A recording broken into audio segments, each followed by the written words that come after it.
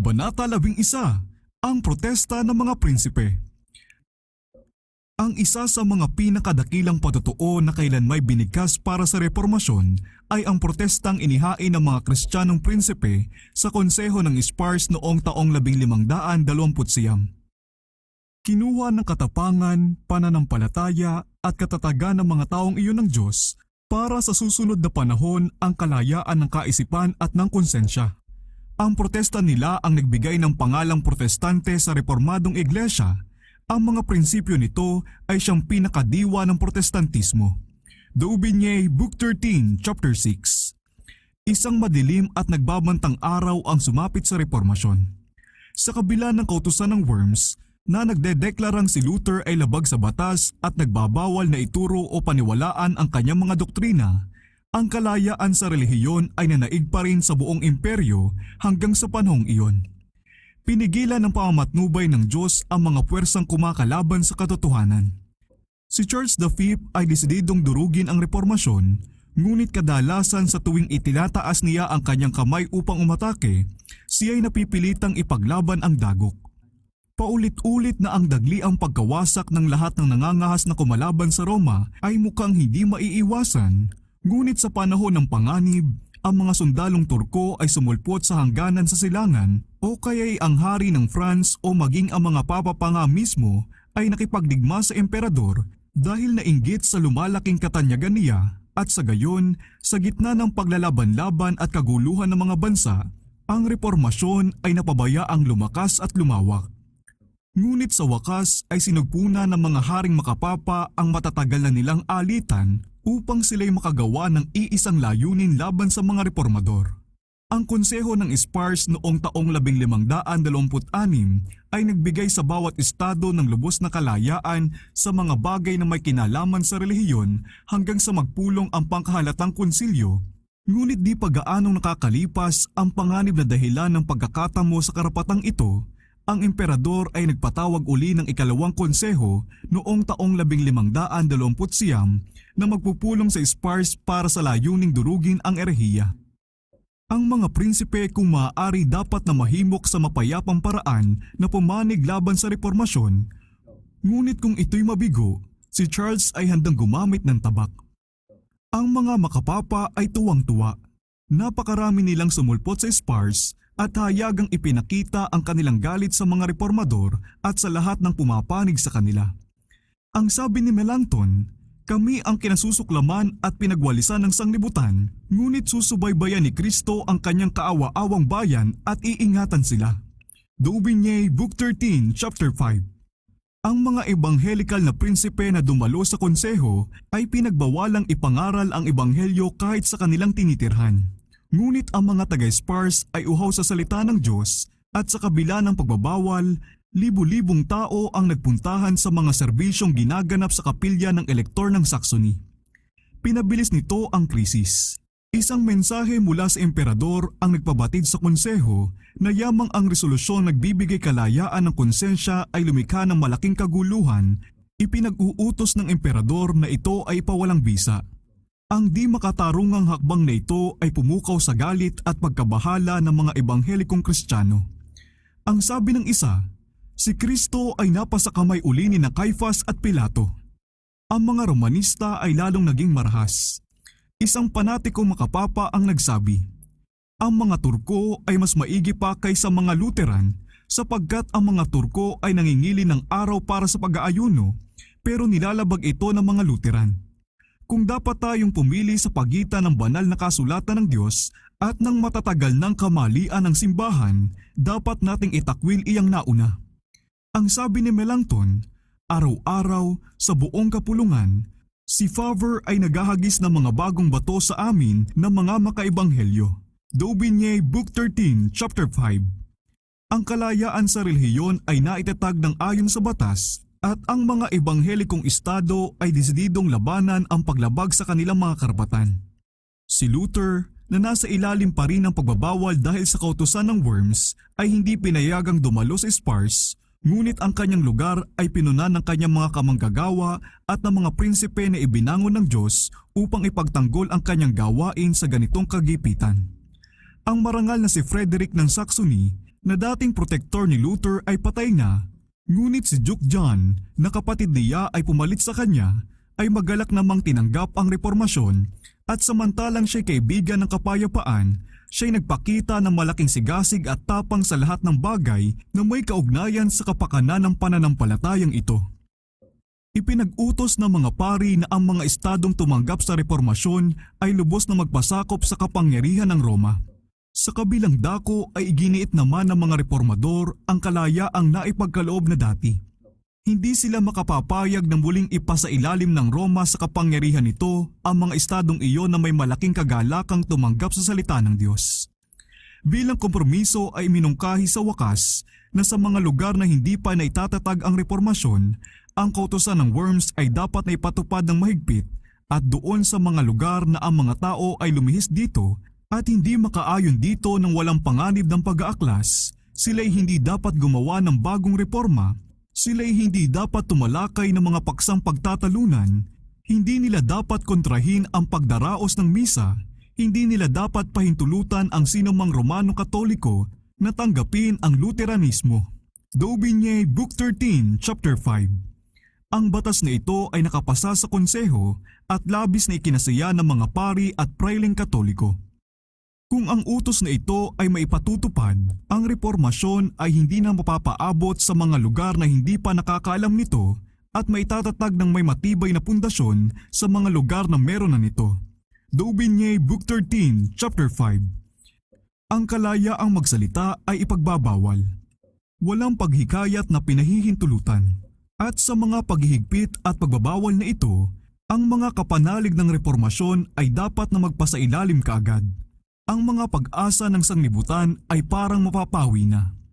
Ang muling pagkakatatag ng pangasiwaan ng Roma ay siguradong magpapanauli ng mga dating pang-aabuso at kaagad na makasusumpong ng pagkakataon upang lubusin ang pagkawasak ng gawaing napakarahas ng niyanig ng fanatismo at pag-aaway-away.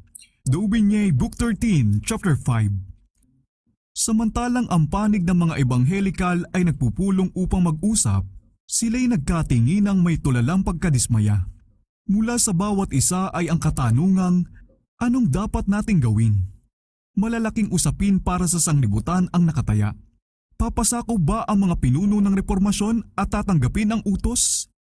Napakadali sanang ang mga reformador sa krisis na ito na talagang napakaluba ay mga tuwiran para sa maling hakbangin. Napakarami sanang kapanipaniwalang dahilan at magagandang katwiran na maaari nilang sabihin para magpasakop na lang. Tiniyak sa mga prinsipeng Lutheran ang kalayaang isagawa ang kanilang relihiyon. Ang ganong ding biyaya ay ipinabot sa lahat ng nasasakupan nila na bago pa maipasa ang batas ay tinanggap na ang bagong paniniwala. Hindi ba't dapat makontento na sila dito? Napakaraming panganib ang maiiwasan sa pagpapasakop. O anong daming lingid na panganib at alitan ang idudulot sa kanila ng pagsalungat? Sinong nakakaalam kung anong mga oportunidad ang maaaring hatid ng bukas? Yakapin na natin ang kapayapaan. Sunggaban na natin ang sanga ng olibo na iniaabot ng Roma at pahilumin na ang mga sugat ng Germany. Sa mga ganitong pangatwiran, maaari sanang idahilan ng mga reformador ang kanilang paggawa ng isang hakbangin na di katagal ay tiyak sanang magre-resulta sa pagbagsak ng kanilang gawain. May kagalakan silang tumingin sa prinsipyong pinagbatayan ng kasunduang ito at sila'y kumilos ayon sa pananampalataya. Ano ang prinsipyong iyon? Iyon ay ang karapatan ng Roma na puwersahin ang konsensya at ipagbawal ang malayang pagsisiyasat. Ngunit hindi ba't sila mismo at ang mga protestanteng sakop nila ay magtatamasa ng kalayaang pangrelihiyon? Tama. Bilang isang pabor na bukod tanging nakasaad sa hinihingi ng kasunduan, ngunit hindi bilang isang karapatan. Pero sa lahat ng wala sa kasunduan, ang dakilang prinsipyo ng kapamahalaan ang magpapasya, ang konsensya ay labas na sa usapan, ang Roma ay hindi nagkakamaling hukom at dapat na sundin. Ang pagtanggap sa iminungkahing kasunduan ay tahasan sanang pagtanggap na ang kalayaang pangrelihiyon ay dapat na limitahan lamang sa reformadong Saxony, pero sa lahat ng iba pang bahagi ng sangkakristyanuhan, ang malayang pagsisiyasat at ang pagpapahayag ng paniniwala sa bagong pananampalataya ay krimen at dapat na hatulan ng Bartolina at magpapasunog. Sila ba ay makapapayag na limitahan lang sa ilang lugar ang kalayaang pangrelihiyon? Na iproklamang nakuha na ng reformasyon ang pinakahuli nitong hikayat? Na nasakop na nito ang pinakahuli nitong lupain? At kung saan man naghahari ang Roma sa oras na ito, doon naman mapapamalagi ang pamamahala nito? Maaari kayang ipangatwiran ng mga reformador na wala silang kasalanan sa dugo noong daang-daan at libu-libong tao na dahil sa pagsunog nila sa kasunduang ito ay kailangang magpasakop ng kanilang buhay doon sa mga lupain ng kapapahan? Ito'y pagtataksil sa gawain ng Ebanghelyo at sa kalayaan ng sangkakristyanuhan sa dakilang oras na iyon. Wiley, Book 9, Chapter 15. Mas gugustuhin pa nilang isakripisyo ang lahat, pati na ang kanilang mga estado, pamamahala at kanilang buhay. Daubigny, Book 13, Chapter 5. Huwag nating tanggapin ang kautusang ito, ang sabi ng mga prinsipe. Sa mga bagay na may kinalaman sa konsensya ay walang kapangyarihan ang nakararami. Ang mga kinatawan ay nagsabi, utang natin sa kautusang pinalabas noong taong 1526 ang kapayapaan na tinatamasa ng imperyo. Ang pagpapawalang bisa nito ay lilipos ng maraming kaguluhan at pagkakahati-hati sa Germany. Ang konseho ay walang karapatang gumawa ng higit kaysa pagpapanatili ng kalayaang pangrelihiyon hanggang makapagpulong ang konsilyo. Daubigny, Book 13, Chapter 5. Ang protektahan ang kalayaan ng konsensya ay tungkulin ng Estado at ito ang hangganan ng kapamahalaan nito sa mga bagay na may kinalaman sa relihiyon.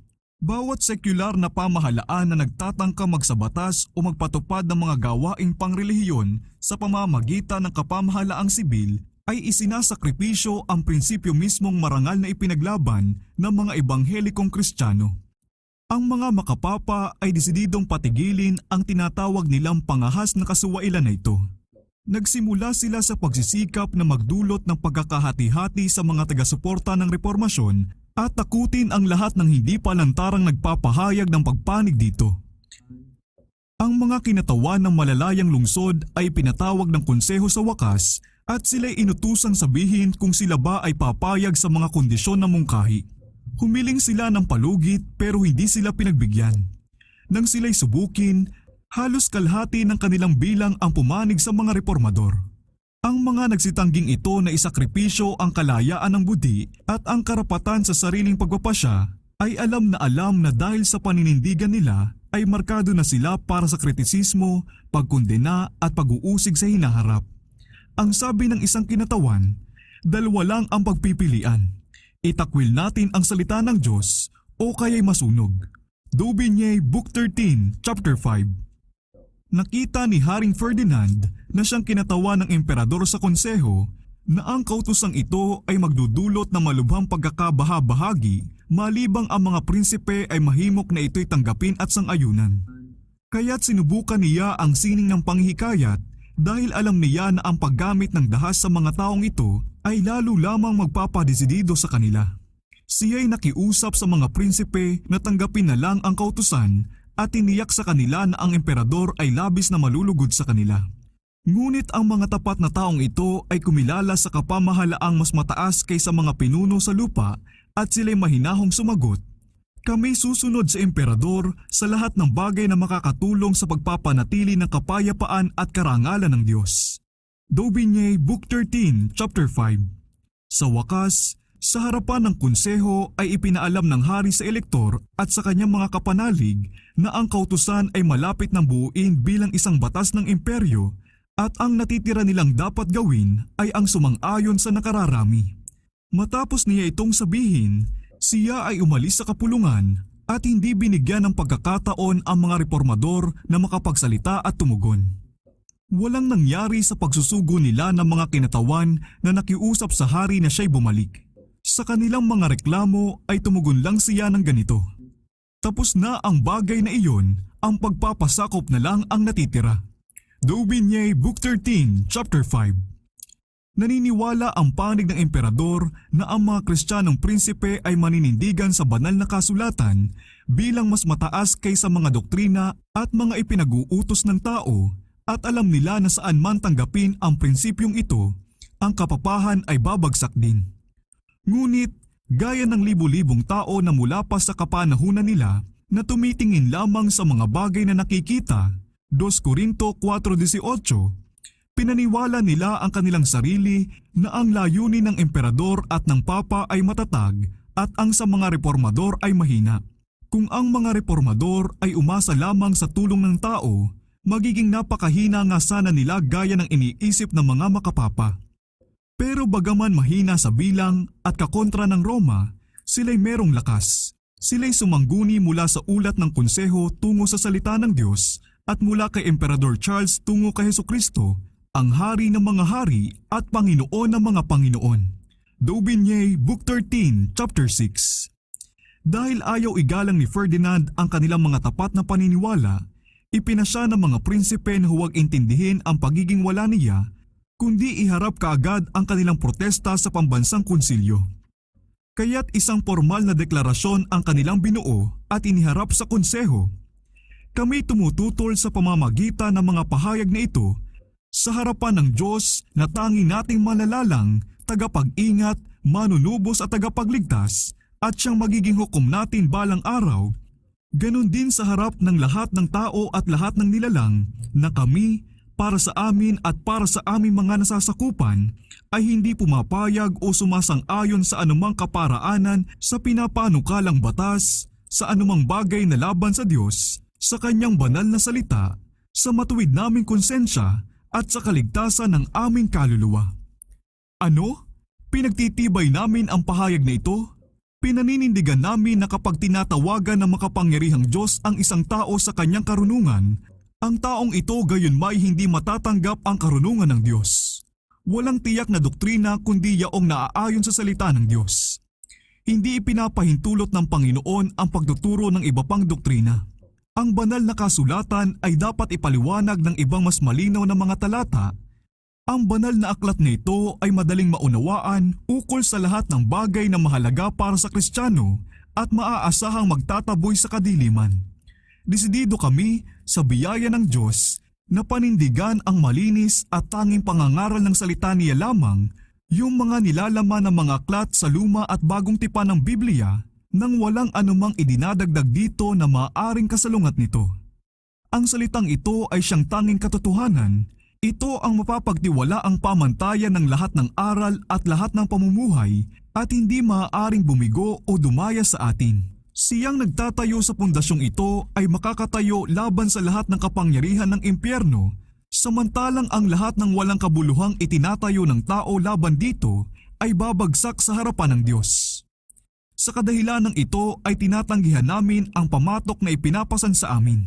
Kasabay nito ay umaasa kami na ang kamahalang emperador ay makikitungo sa amin gaya ng isang Kristiyanong prinsipe na nagmamahal sa Diyos ng higit sa lahat ng bagay, at aming ipinapahayag na handa naming ibigay sa Kanya at ganon din sa inyo, mga mabubuting Panginoon, ang lahat ng pagmamahal at pagsunod na siyang nararapat at matuwid naming katungkulan. Daubigny, Book 13, Chapter 6. Isang malalim na damdamin ang nalikha sa kapulungan. Ang nakararami ay napuno ng paghanga at pagkabahala sa katapangan ng mga nagproprotesta.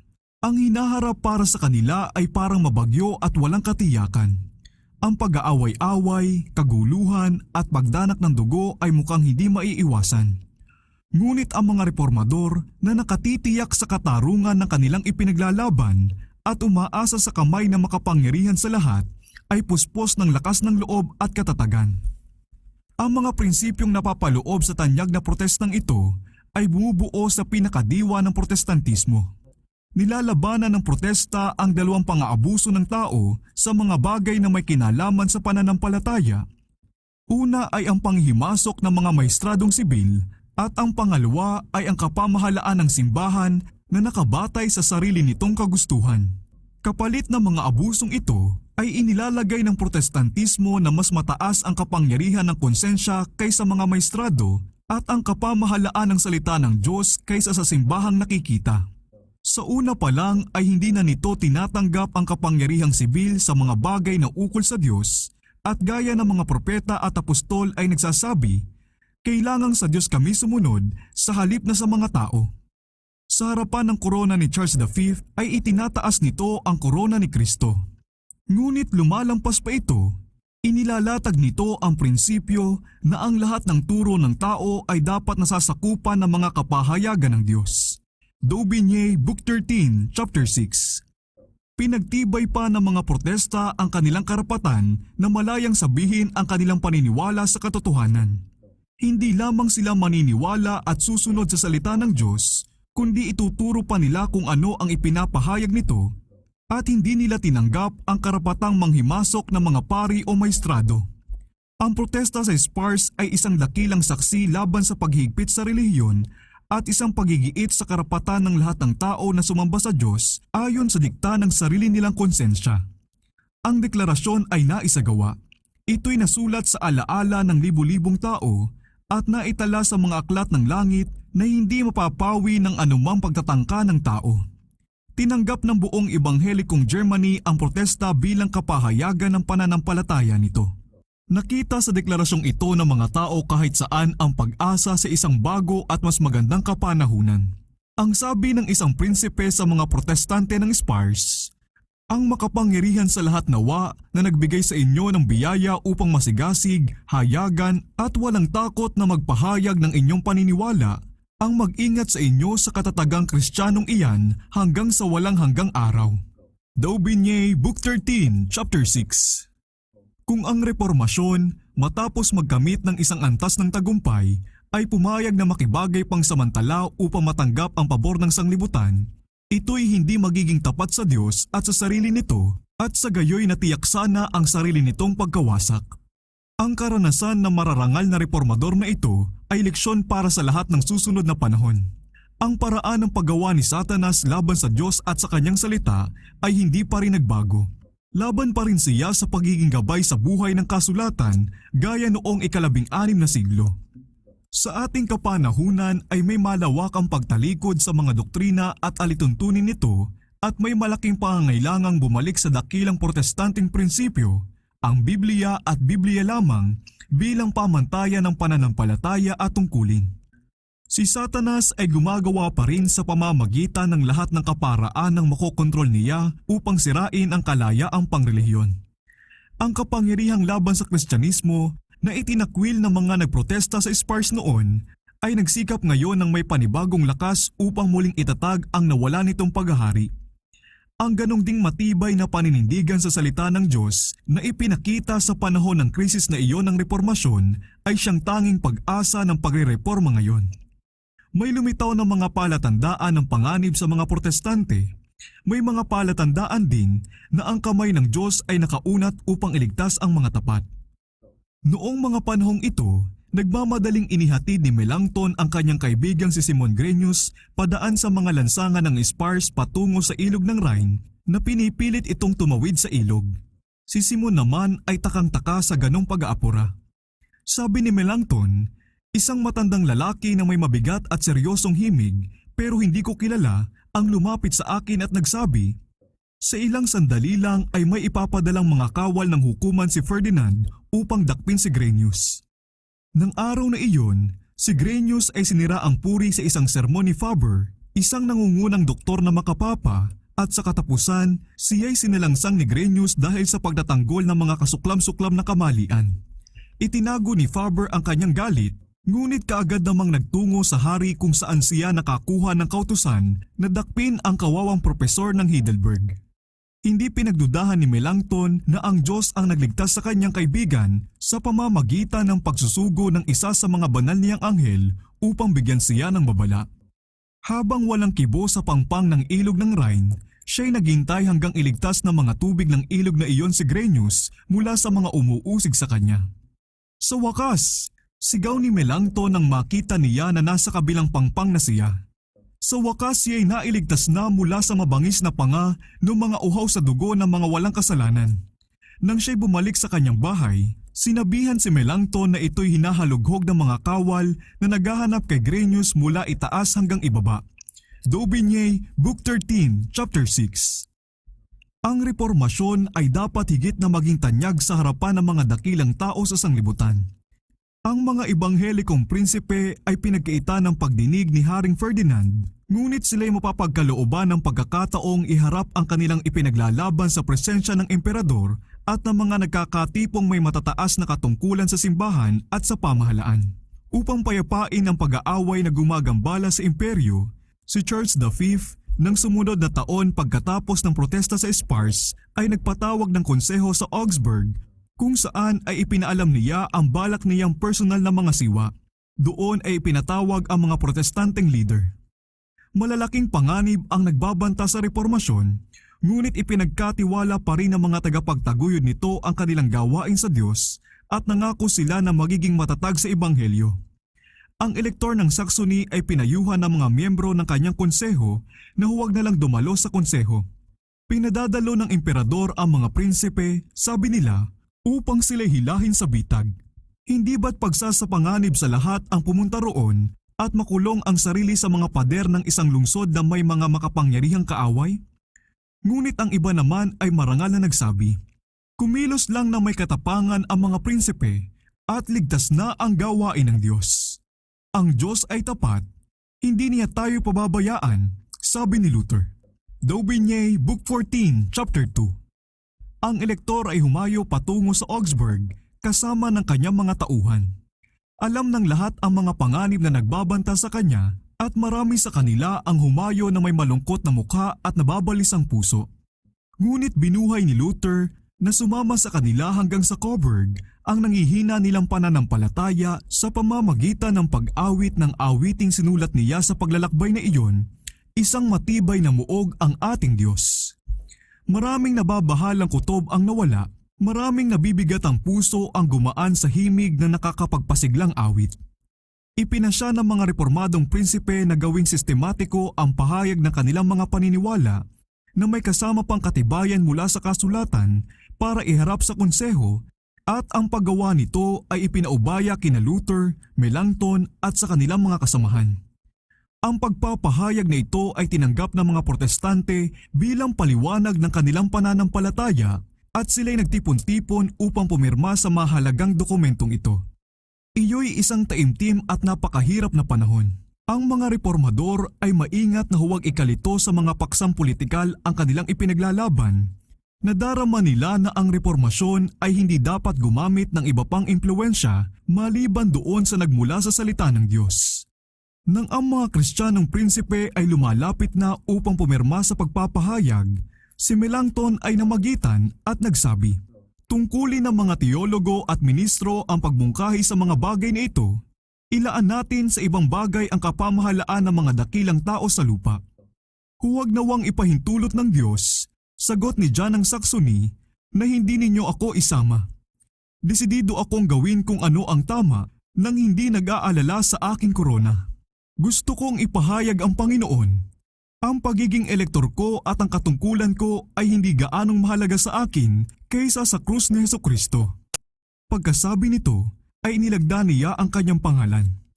Ang sabi ng isa pang prinsipe nang kunin niya ang panulat, kung ito'y hinihingi ng karangalan ng aking Panginoong Hesukristo, handa kong iwan ang aking mga ari-arian at buhay.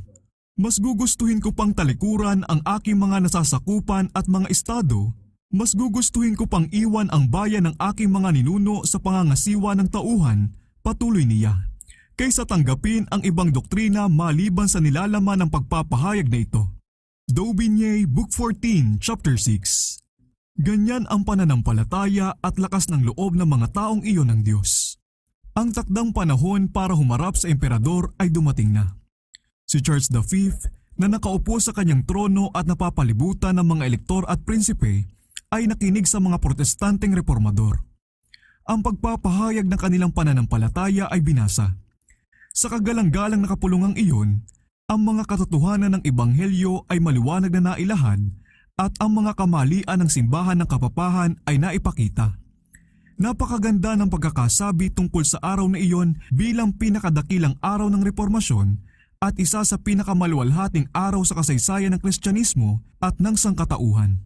Daubigny, Book 14, Chapter 7. Ngunit ilang taon na ang nakalipas mula noong tumayong mag-isa ang monghe ng Wittenberg doon sa Worms sa harapan ng pambansang konsilyo.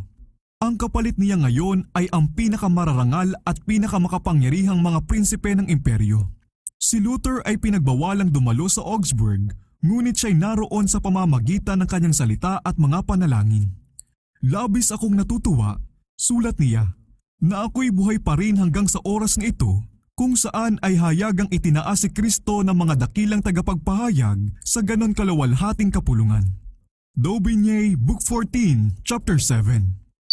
Sa ganon ay natupad ang sinasabi ng kasulatan, magsasalita rin ako tungkol sa iyong mga patotoo sa harapan ng mga hari. Awit 119:46. Noong panahon ni Pablo, ang ebanghelyong dahilan ng pagkabilanggo niya ay naiharap sa mga prinsipe at mahal na tao ng lungsod ng imperyo. At ganon din sa okasyong ito, yung ipinagbabawal ng emperador na ipangaral sa pulpito ay naipahayag sa palasyo. Yung itinuring ng marami na hindi dapat mapakinggan kahit ng mga alipin ay may pagkamanghang pinakinggan ng mga pinuno at Panginoon ng buong imperyo. Mga hari at mga dakilang tao ang tagapakinig, mga nanunungkulang prinsipe naman ang mga mangangaral, at ang sermon ay ang makaharing katotohanan ng Diyos. Simula pa noong panahon ng mga apostol, sabi ng isang manunulat, ay wala pang mas dakilang gawain o mas maringal na pagpapahayag kaysa dito. Daubigny, Book 14, Chapter 7. Ang lahat ng sinabi ng mga Lutheran ay totoo. Hindi natin ito maitatanggi. Ang sabi ng isang obispong makapapa, mapapasinungalingan mo ba sa pamamagitan ng tamang pangangatwiran ang pagpapahayag na ginawa ng elektor at ng kanyang mga kakampi? Tanong pa ng isa kay Dr. Eck. Sa mga sinulat ng mga apostol at mga propeta, hindi. Sagot nito. Ngunit sa mga sinulat ng mga church father at ng mga konsilyo, oo. Nauunawaan ko, ang tugon na nagtanong. Ang mga Lutherans ang ayon sa iyo ay nasa kasulatan at tayo'y wala. Daubigny, Book 14, Chapter 8. May mga prinsipe ng Germany na nahikayat sa bagong pananampalataya. Kahit ang emperador mismo ay nagsabing ang mga sinulat ng mga protestante ay pawang katotohanan niya. Ang pagpapahayag ay isinalin sa maraming wika at ipinalaganap sa buong Europa at ito'y tinanggap ng milyong-milyong tao sa mga sumunod na henerasyon bilang kapahayagan ng kanilang pananampalataya. Ang mga tapat na lingkod ng Diyos ay hindi mag-isang nagpapakapagod. Habang ang mga pinuno at mga may kapangyarihan at masasamang espiritu sa matataas na dako ay nagsasanib laban sa kanila, hindi pinabayaan ng Diyos ang kanyang bayan.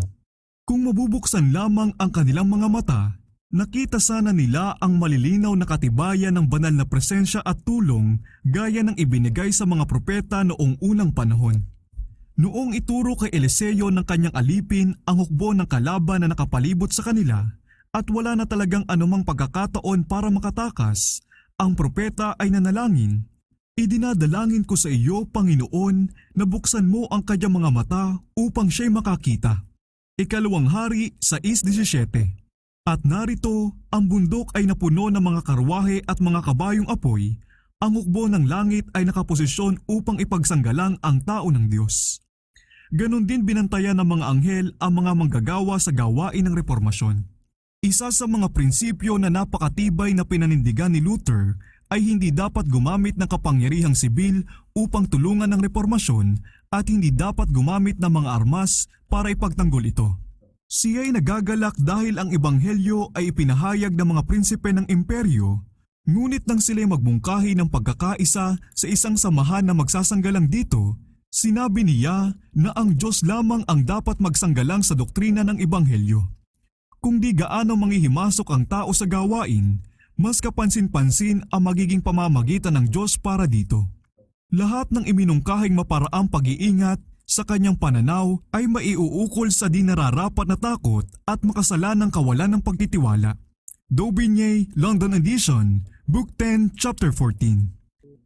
Nang ang mga makapangyarihang kaaway ay nagsasanib upang pabagsakin ang bagong pananampalataya at libu-libong tabak ang parang huhugutin na sa kaluban laban dito, si Luther ay sumulat. Inilalabas na ni Satanas ang kanyang galit, ang mga masasamang obispo ay nagsasabuatan at tayo'y binabantaan ng digmaan. Himukin natin ang mga tao na buong tapang na makipagpunyagi sa harapan ng trono ng Panginoon sa pamamagitan ng pananampalataya at pananalangin upang ang ating mga kaaway kapag nadaig ng Espiritu ng Diyos ay mapilit sa kapayapaan. Ang pangunahin nating kailangan, ang pangunahin nating gawain ay ang manalangin. Ipaalam natin sa mga tao na sila ngayon ay nakalantad sa talim ng tabak at sa galit ni Satanas at sila'y manalangin. Daubigny, Book 10, Chapter 14. At muli, ng bandang huling petsa, ukol pa rin sa balak na pagsasanib ng mga reformadong prinsipe, sinabi ni Luther na ang tanging sandata na dapat gamitin sa labanang ito ay ang tabak ng Espiritu. Sumulat siya sa elektor ng Saxony, "Sa ating konsensya ay hindi natin maaaring aprobahan ang iminungkahing alyansa. Mas pipiliin pa nating mamatay ng 10 beses kaysa makitang maging sanhi ng isang patak ng dugo ang ating ebanghelyo. Ang bahagi natin ay maging katulad ng isang tupa sa katayan. Ang krus ni Kristo ay kailangang pasanin. Huwag matakot ang aming kamahalan. Mas marami tayong magagawa sa ating pananalangin kaysa pagyayabang ng lahat ng ating mga kaaway. Huwag mo lang pahintulutang mabahira ng dugo ng mga kapatiran mo ang iyong mga kamay. Kung ipag-utos man ng emperador na tayo ibigay sa kanyang mga hukuman, tayo ay handang humarap. Hindi mo may pagtatanggol ang ating pananampalataya. Bawat isa ay dapat sumampalataya sa sarili niyang kapahamakan at panganib." Daubigny, Book 14, Chapter 1. Mula sa lihim na lugar ng pananalangin ay nanggaling ang kapangyarihang yumanig sa sanglibutan noong dakilang reformasyon na iyon. Doon, sa banal na katahimikan, ay itinungtong ng mga lingkod ng Panginoon ang kanilang mga paa sa bato ng kanyang mga pangako. Sa panahon ng pagpupunyagi doon sa Augsburg, si Luther ay hindi nagpalampas na maghapon nang hindi nagtatalaga ng kahit 3 oras sa pananalangin at iyo'y mga oras na pinili mula sa mga oras na pinakamagandang mag-aral. Sa pag-iisa niya sa kanyang silid, siya'y maririnig na ibinubuhos ang kanyang kaluluwa sa Diyos sa mga salitang punong-puno ng pagsamba, pangamba at pag-asa na gaya ng pakikipag-usap ng isang tao sa kanyang kaibigan. "Alam ko na ikaw ang aming Ama at Diyos," sabi niya, "at alam kong ikakalat mo ang mga umuusig sa iyong mga anak sapagkat ikaw mismo ay nanganganib kasama namin. Lahat ng ito ay sa iyo at dahil lamang sa paghimok mo kaya namin itong isagawa. Ipagsanggalang mo po kami kung gayon, O Ama." Daubigny, Book 14, Chapter 6. Kay Melanchthon, na durog sa bigat ng mga pag-aalala at takot, ay sumulat siya, "Biyaya at kapayapaan kay Kristo ang sabi ko at hindi sa sanglibutan. Amen." Kinamumuhian ko ng labis na pagkamuhi ang matitinding alalahaning iyon na nagpapahina sa iyo. Kung ang gawain ay hindi matuwid, talikuran mo ito. At kung ang gawain ay makatwiran, bakit naman natin pasisinungalingan ang mga pangako niyang nag-uutos sa atin na matulog ng walang takot? Hindi magkukulang si Kristo sa gawain ng katarungan at ng katotohanan. Siya'y nabubuhay, siya'y naghahari, ano kung gayon ang ating katatakutan? Daubigny, Book 14, Chapter 6. Pinakinggan nga ng Diyos ang mga daing ng kanyang mga lingkod. Siya'y nagbigay ng biyaya at tapang sa mga prinsipe at mga ministro upang panindigan ang katotohanan laban sa mga pinuno ng kadiliman sa sanglibutang ito. Ang sabi ng Panginoon, "Tingnan ninyo, aking inilalagay sa Zion ang isang batong panulok na pinili at mahalaga, at sino mang sumasampalataya sa kanya ay hindi papahiya." 1 Pedro 2:6.